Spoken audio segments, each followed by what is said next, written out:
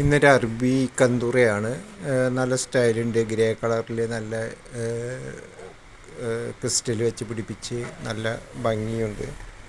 പിന്നെ ഇതിനൊരു പ്രത്യേകത ഉള്ളതെന്ന് വെച്ചാൽ ഇതിന് സൈഡിൽ ലൂപ്പ് വെച്ചിട്ടുണ്ട്.